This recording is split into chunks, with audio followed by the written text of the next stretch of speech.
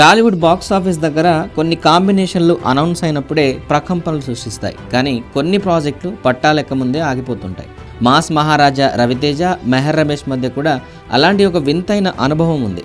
వీరిద్దరి మధ్య ఏకంగా 2 సినిమాలు ఆగిపోవడం వెనుక ఉన్న అసలు కారణాలు తెలిస్తే ఖచ్చితంగా ఆశ్చర్యపోవాల్సిందే. మెహర్ రమేష్ అనగానే మనకు గుర్తొచ్చేది హీరోల అల్ట్రా స్టైలిష్ లుక్స్, కోట్లాది రూపాయల బడ్జెట్. కానీ ఆయన కెరీర్లో హిట్ల కంటే డిజాస్టర్లే ఎక్కువ. ఎన్టీఆర్ కెరీర్లోనే భారీ బడ్జెట్తో తీసిన శక్తి నిర్మాతలను కోలుకోలేని దెబ్బతీస్తే, విక్టరీ వెంకటేష్తో చేసిన షాడో, మెగాస్టార్తో తీసిన భోలా శంకర్ బాక్సాఫీస్ వద్ద పాతాళానికి పడిపోయాయి. స్టైల్ మీద పెట్టిన శ్రద్ధ కథ మీద పెట్టరనే విమర్శ మెహర్ రమేష్పై గట్టిగానే ఉంది. అయితే రవితేజ మెహర్ రమేష్ కాంబోలో 2004లోనే సినిమా రావాల్సింది. కంట్రీ అనే టైటిల్తో రవితేజ హీరోగా, జ్యోతిక, చార్మి హీరోయిన్లుగా భారీగా ఓ సినిమా ప్లాన్ చేశారు. ఇదే మెహర్ రమేష్ మొదటి సినిమా కావాల్సింది.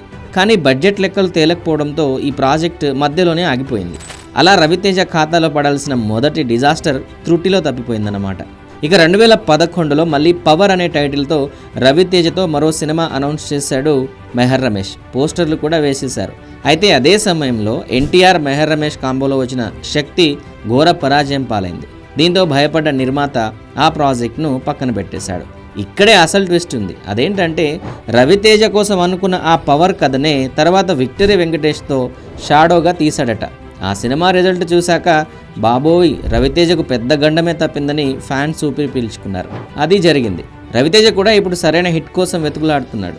ధమాకా లాంటి సక్సెస్ తర్వాత వరుసగా రొటీన్ స్టోరీస్ ఎంచుకోవడం ఆయన కెరీర్ని దెబ్బతీస్తోంది. ఆయన మాస్ ఎనర్జీని సరిగ్గా వాడే దర్శకుడు దొరక్క రవితేజ ఫ్యాన్స్ కూడా ఇప్పుడు నిరాశలో ఉన్నారు. అటు మెహర్ రమేష్ స్టార్ హీరోలతో పనిచేసే అవకాశాలు వచ్చినా వాటిని సద్వినియోగం చేసుకోలేకపోయాడు. ఏదేమైనా మెహర్ రమేష్తో సినిమాలు చేయకపోవడం వల్ల రవితేజ 2 భారీ డిజాస్టర్ల నుంచి తప్పించుకున్నాడని తెలిసిన ఫ్యాన్స్ రవితేజ జడ్జిమెంట్ ఎప్పుడూ ఫెయిల్ అవ్వదని కామెంట్స్ అయితే చేస్తున్నారు.